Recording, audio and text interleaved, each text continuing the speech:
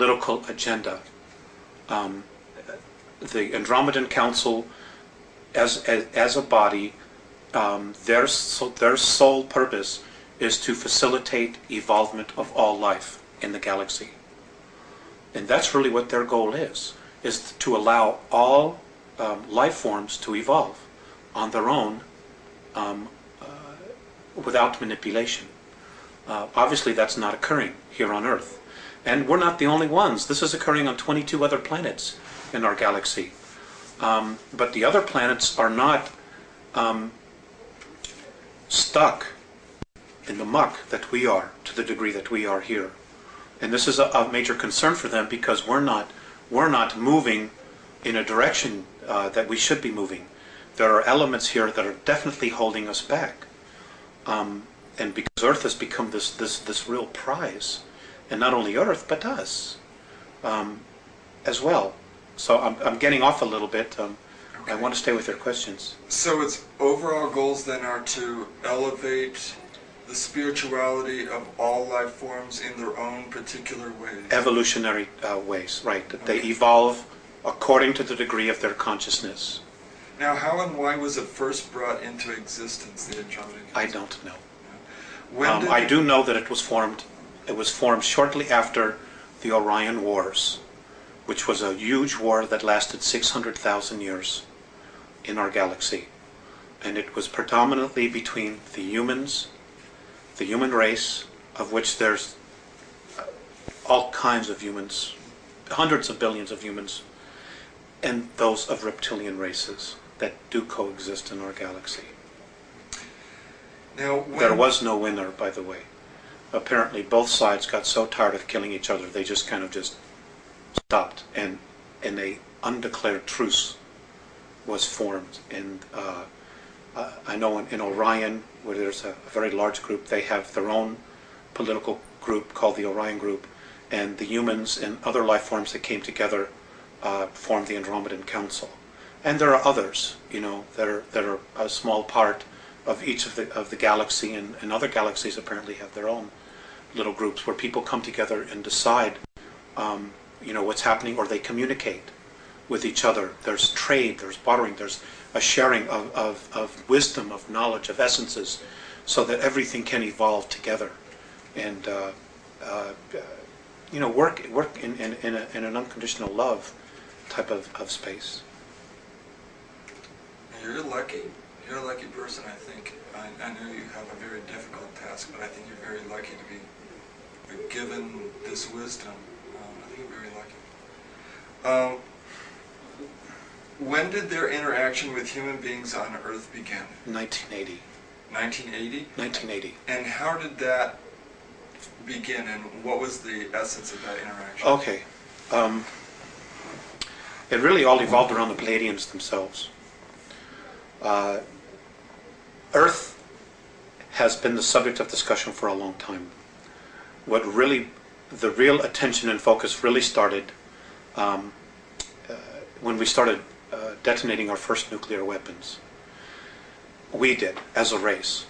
Nuclear weapons had been used here in our ancient past hundreds of thousands of years ago, because there have been wars here between a lot of different factions, predominantly most of them human. The Pleiadians had agreed or offered to come back here and try to help raise the consciousness of the planet.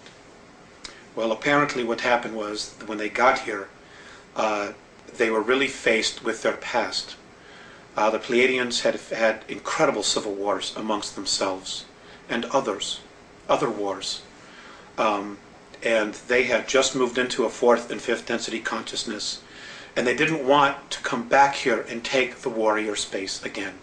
And because of the Greys' involvement here, and the Orions, and a small group from Sirius B, and the Orion group, and a group from Rigel that are here as well, and others, they didn't want to come back here and have to move into warrior space. So they started dragging their feet. In other words, they didn't do as much as they needed to do. Well, as this is occurring, you know, changes in our galaxy are also occurring, and they're moving at a much faster rate. So the Andromedans finally said, well, you know, what are you doing? What is happening? What have you accomplished? And the Pleiadians basically said, we're having our own conflicts dealing with this because the Pleiadians themselves have a tremendous amount of karma with our solar system, with Mars and Earth. They simply just weren't as motivated as they should be or could have been to start making the changes here. They also had made some communications with the Earth governments that didn't go very well at all. So basically, they said, well, we don't know what to do. So the Andromedans themselves said, okay, well, we'll do it. We'll take this because it is important for the whole. We'll make an effort. Now, the Andromedans were probably the better choice because they don't have any karmic ties to us. So they're completely neutral, and they're probably better observers as well because of their neutrality. So they've basically been taking over, and what they did was they got involved in 1980. They're working with the Pleiadians, with the Syrians. They have which group of Syrians? From Sirius A. Sirius A. So what they're doing here now is they're trying to raise the consciousness.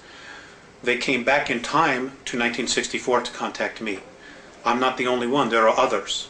There are also other people who are mediums or channels or whatever word you want to add to it, who are also getting information on a spiritual level. Octurians are also involved.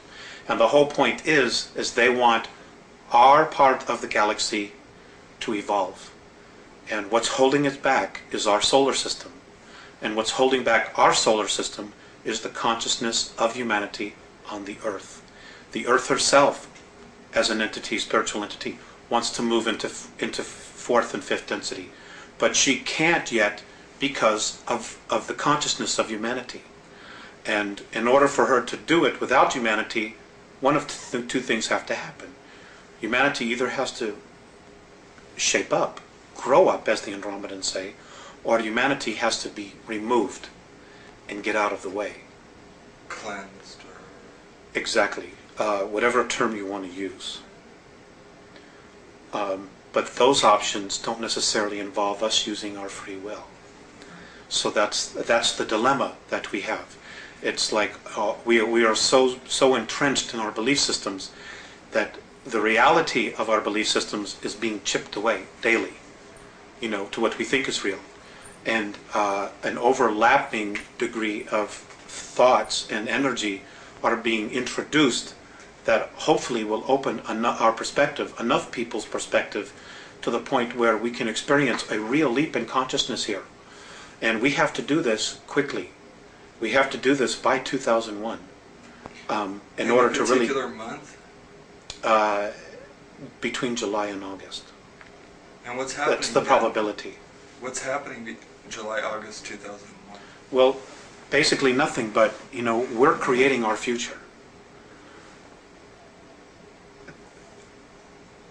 Much of our future, that our belief systems, is being focused on the Book of Revelations, on other prophetic disasters that are to occur. So you're talking about self-fulfilling prophecy? Right. We're literally going to create it. We're literally going to create our own demise. Because we're buying into belief systems that say we ourselves are not mature enough or grown up enough to take care of our own selves. So we need somebody to come in here and take care of us. And that's an absolute recipe for disaster. Because, who would want to come down here and save us from ourselves? Because then they're going to have to tell us what it is that we're going to have to do. We're not taking responsibility for ourselves. The Andromedans say that, the divine plan is one of freedom. Any savior that comes down here and implements a government to save us, there's freedoms will be taken away from you. So that whole system of belief was part of the system of control that was set up in the first place. That's right. A lot of it has been Gray and Orion manipulations. Okay. And if you have time travel, it's very easy to go back in time and manipulate the future. It's very easy. And this they've done in an incredible way. They haven't been here thousands of years like our government says. The Greys have really only been here 59 years. But because of their time travel capabilities, they've gone back in time and they've been able to manipulate series of historical events